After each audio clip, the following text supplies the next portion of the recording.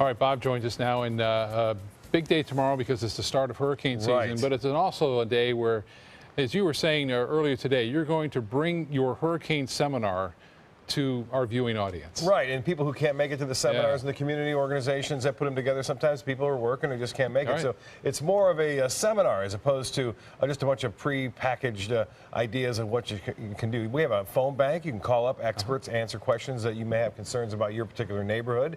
And I think it's very informative to do it this way, and it was a very big success last year. There it is, Surviving a Hurricane. It's 7 o'clock tomorrow night. It's an hour-long program, so you want to tune in for it. If you miss it, don't worry.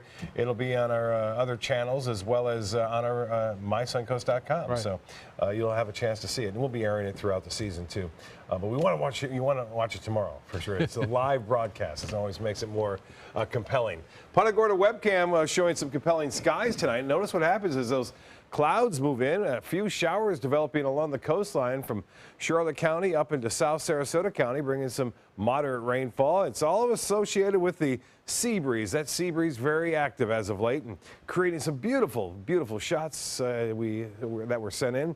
Again, look at this, the Seagate Avenue, Susan, showing the tall cumulonimbus clouds building. Not everyone got the rainfall today, but it was around, and some interesting roll clouds associated with those gust fronts with the heavy rainfall underneath the belly of those storms. Allison getting this one from Inglewood. Nice shot, Allison.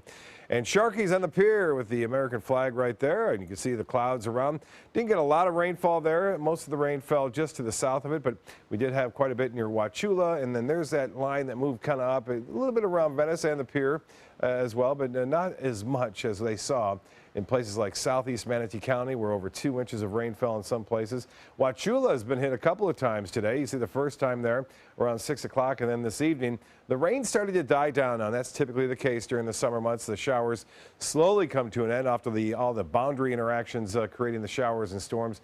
Not a lot of energy left out there at this time. Rainfall amounts, I mentioned some rain there in Venice, and the Venice Pier had about 2/10 of an inch. The heavier amounts in southeast Manatee County, where they saw nearly 2 inches. We're kind of in between.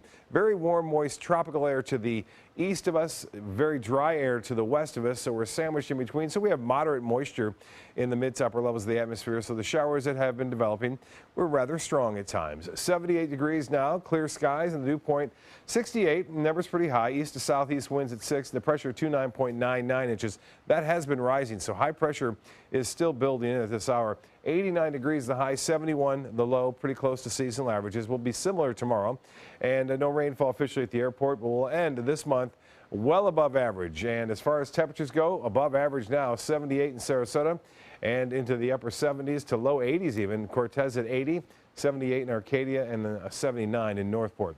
Well, the tropics are still active, even though we're not even into season yet. We're watching the remnant low of what was Bonnie. It's still hanging out there. Deep convection developing east of the center. There's a slight chance it could redevelop into maybe a tropical depression and head off to the northeast. So the good news on that is that it's going to continue to kind of move away from the United States. And looks like we'll see the showers and storms pretty heavy in the outer banks of North Carolina and could get quite a bit of rainfall there. They had up to 10 inches of rain in some spotty areas in South Carolina as Bonnie made landfall over the weekend. Well, we are also looking at another system possibly. Now, this is a long way out. It's next Monday. This image is a snapshot of where a low pressure may be according to the European model on Monday night. And the last model that just came out, not as organized, so it looks like it's going to be sheared apart. Nonetheless, it could bring us some heavy rainfall Monday and Tuesday, so we'll keep it at about a 50% chance for showers and storms on Monday and Tuesday of next week. It could be pretty wet. We'll keep an eye on it for you. Showers developing again along the sea breeze front, winding down after 10, 11 o'clock. More on Thursday. There'll be just scattered storms. Not everyone's going to get the rain, similar to what we saw today, and most of the action should be inland. For boaters, winds will be out of the east to start the day off. Northwest in the afternoon, 5 to 10 knots. Seas will be 1 to 2 feet. And yes, a light chop on the bays and inland waters. UV index high in the morning especially. And the water temperature 82 degrees. A low tide upcoming 4:13. A high will be at 9:58. Sunrise at 6:35 tonight. Showers winding down as we've seen.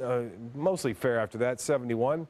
Tomorrow, we do it all over again. Highs in the upper 80s, close to seasonal averages. And then the extended forecast calls for that ever-present slight chance for scattered storms in the afternoon through Saturday, and then that moisture starts to move in on Sunday. Better chances on Monday and Tuesday with a little bit of question mark on those 2 days.